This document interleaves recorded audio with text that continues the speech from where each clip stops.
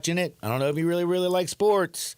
Jake, what's up, my friend? And congratulations, homie, on the new addition to your family. Oh man, well, I appreciate it, dude. I feel like my life just started. Everybody tells you how great it is, and this, that, and the other, and it's the coolest thing ever of all time. But it doesn't even come close to when it happens. So we're just absolutely thrilled. She's healthy. Mom's doing good. It's just the coolest thing ever. Like I feel like I never really even knew what love was. And she's 3 days old today, and I'm cooked. I'm so cooked. But no, we're really excited. And we're welcoming Viola Leanne Crane. So you're welcome to the Dad Club. Being a girl dad's man, awesome. I'm good. Card carrying member, so I think I get like discounts on stuff, and I can go into like the VFWs now. Dude, congratulations. Literally, seriously, so happy for you. Success with the show. But this just doesn't even compare to all the things in your life. And enjoy the journey because it goes by quick, my friend. Oh yeah, ready to go. I've scored touchdowns. I've hit home runs. I've hit a couple of 3-pointers. My team's won a natty, but it don't even touch it. I know that's the truth, man. Now, Jake, I got to ask you about a little bit of football action. And before, last Thursday night's game, just basically last week, I was talking about nobody needs to get to the national championship, I think, more than James Franklin to get rid of the moniker Big Game James, 1-15 against top 5 teams. We know about his record against Ohio State and Michigan. He needed it bad, but I said nobody had more to gain than Marcus Freeman. He is cool. He is galvanizing. He is hip, and he's ushering in a new era of Notre Dame football. How impressive is it? Just basically what he's done. And just realistically, are we about to see a powerhouse created? Because remember, in NIL, they get to keep all the cash. Yeah, well, I think that the biggest change for Notre Dame is kind of the perception of Notre Dame now with Marcus Freeman. I mean, you look at the type of athlete that Notre Dame has brought in now. Not that they didn't have good players in the past, but they were more, a bigger, kind of a couple good skill players, true pro-style quarterback. Ian Book, not as much, but as far as the way this team is built, the speed, the smoothness of athlete, the versatility of athlete, and now kind of just, the perception, we all know that's reality. In recruiting, Marcus Freeman has made Notre Dame great again. I don't know another way to put it. He's made him cool again. I mean, listen, Newt Rockne and all that stuff is great.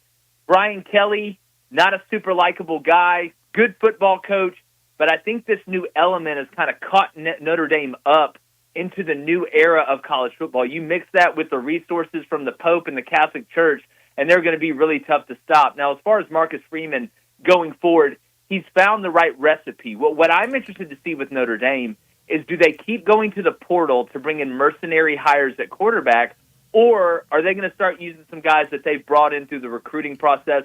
I know there's a couple young guys. We had Brian Driscoll, big Notre Dame sports media member, come on and talk about some of the younger guys they have. They're developing at quarterback. They don't think they're going to go to the portal. But as far as a versatility of product, as far as catching up to the new era of college football, I think it is a perfect fit. I mean, the only knock against Marcus Freeman, not that he can't win the big games, it's that he's a reverse James Franklin. Sometimes he loses the game that he should win. The other thing about this, though, is as much of a new era and how they got the different athlete, how do they avoid the trap that happened to them last time? Because while I think Notre Dame is much more prepared for this game, there's still a 9-point dog against Ohio State, who has bully whipped Tennessee, Oregon, and Texas. Well, you're dealing with a different animal here. I mean, again, with all due respect to Penn State, they have really good personnel. If Abdul Carter is able to do what he did against them, and I know some of these offensive linemen from Notre Dame who are beat up are back, it's going to be a big problem facing these things that Ohio State's about to run out there defensively. So it's pretty simple to me if you're Notre Dame. You need Superman to save the world in this one, and it's got to be Riley Leonard. Now, Superman's best quality, it isn't just the X-ray vision, it isn't just the super strength, it isn't just the super speed, it's all of it. But we all know his weakness is kryptonite. In every Superman movie and comic and book, his weakness is something he has to beat, and the kryptonite for Notre Dame is a consistent passing element that gives them balance and versatility from an offensive perspective. So Riley Leonard's going to have the game of his life throwing it. Because as tough as he is, as physical as he is, as good of a runner as he is, you're not running over Ohio State, and you're not running by them. So, Mike Denbrock has a huge challenge on his hand, and Riley's got to go out there and make the NFL throws. But in that same saying, you want to talk about upgrading your draft status? Go out there and throw some dimes against this Ohio State defense in a national championship game, and with Carson Beck falling, and I think Quinn Ewers falling, right? And Carson Beck's obviously staying in college. He fell so much. I think there's some movement for Riley Leonard to be able – I think he could play tight end in the league. I really do, kind of a flex Y. But he has to go out there and beat his kryptonite, and that's a consistent passing game. And it's going to be tough because I'm going to tell you what Ohio State's going to do. They're going to come out there and say, all right, you're going to have to prove it. Greathouse is a nice piece. Faison is a nice piece.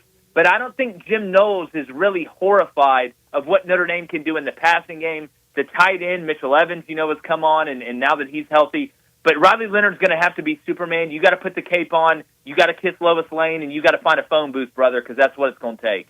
And as important as Riley Leonard's going to be in this national championship game, just kind of looking back at that Notre Dame-Penn State game, I mean, Penn State dominated that first half so much it wasn't even funny. Didn't cash in because Drew Allar goes Chuck Knobloch with the easy throws. Again, he didn't turn it over, threw laid across his body. Cardinal sin, laid over the middle. He can't do that. He made some big mistakes that also helped Notre Dame win that football game. But I'm kind of going back to, it felt like when Angeli came in after Riley Leonard got popped, they finally figured out that we need to throw the damn football, some quick timing routes, and that's what seems like it opened up and softened up Penn State in the second half. And then when Riley came back, he was able to complete those passes. How important it was for him maybe to get popped and Angeli to come in for them to change their approach? Well, look, I mean, it's hard to sit here and say it's great that your starting quarterback got hurt, but sometimes there's silver linings in this thing, and I think you're right. They found something right before halftime. Now, it was kind of a 2-minute drill, too, right? So it kind of sped it up. They played with a little bit more tempo. I would not be shocked at all if you saw Mike Denbrock and Notre Dame play with some tempo in this game early, or they feel it out, and if they feel like it's going to be a close game and they're able to stay in the fight and they're taking punches and they're throwing punches, they may not go to it. But you always got to have a backup plan, right? You got to have a fail-safe. You got to have an eject button in the parachute. I think maybe some tempo could be that. We saw even Georgia do that at times, second half against Alabama, in some big moments early in games. So you've got to try and find a way, if you're Notre Dame, to find balance and versatility without detaching yourself from your identity. That's the line you have to walk, and it's a hard one to figure out. But if they're going to move the ball and keep their defense off the field, because I tell you, we can talk about Notre Dame's offense, and we should against the Ohio State defense. Notre Dame runs like 80% man coverage on defense. I don't know if you can do that against these guys unless you are overwhelming their offensive line with your defensive line, and I don't know if that's going to happen. I thought Texas's game plan defensively was really smart. I think it was perfect outside of what they did right before halftime, where they're saying, listen, we're going to bracket Jeremiah Smith. We're going to play kind of umbrella coverage. If you want to beat us underneath, that's great. But what made Texas kind of slow down Ohio State was they were able to go toe-to-toe for them in the box, right? They didn't rob Peter to pay Paul. They didn't load the box up. After that first drive, they kind of settled in. They were able to play with an even box, and that allows you to play that umbrella coverage. And they really neutralized Jeremiah Smith throughout that whole Ohio State game. But, it just kind of fell apart at the end. Eventually that dam broke. But, I mean, if you go back and look at it, I mean, you give up a touchdown if you're Texas right before half because you didn't layer it correctly. And then you got the fumble return for a touchdown by Jack Sawyer.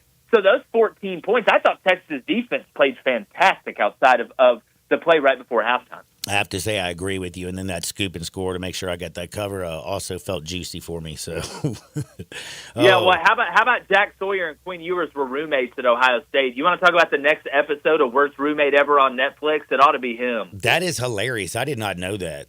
That's absolutely amazing. Speaking of Quinn Ewers, 2-1 against Oklahoma, 1-0 against A&M, Big 12 champs, SEC title appearance, 2 playoff appearances, and now it feels like they're already ready for the Arch era.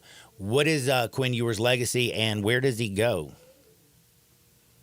I feel like there's a lot of similarities with Carson Beck here. Not that they're the exact same player, but I go back and forth. I talked about on the show, a lot of it is we hear in the stock market you want to buy the dip, right? Buy when it's low.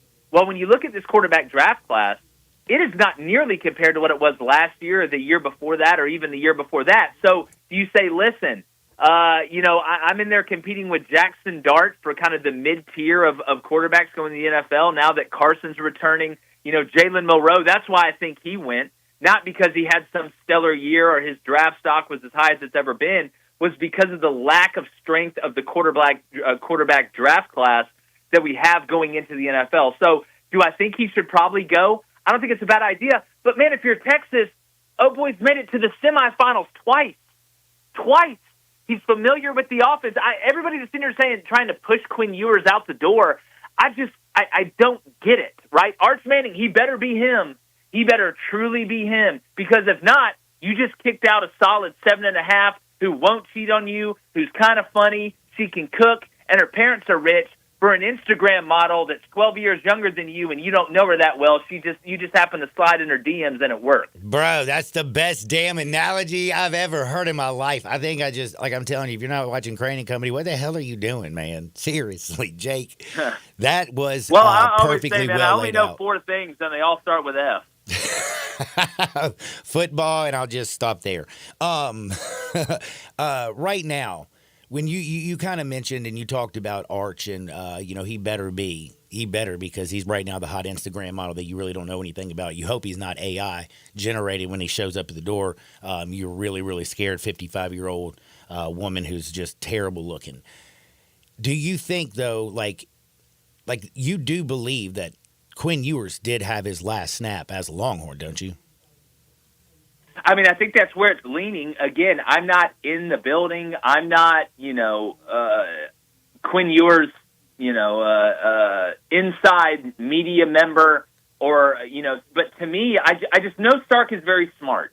I know Stark, regardless of what he calls at the goal line sometimes, I know he's very smart. And you don't throw the baby out with the bathwater. When we talk about an era of instability in college athletics with the transfer portal and NIL, having a stable guy at quarterback is huge, and he's proven it. I know Texas wanted to win the whole thing. I know they wanted to win the whole thing last year, but I don't think Quinn Ewers is your biggest problem. So if you're going to hit on a soft 17, okay, buddy.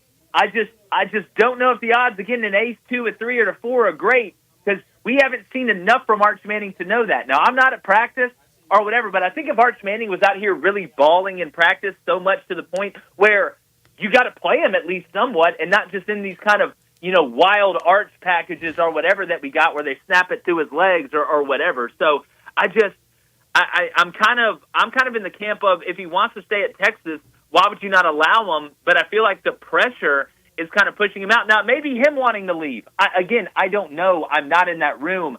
I would just take the proven commodity over what could be or what might be just because the kid's last name's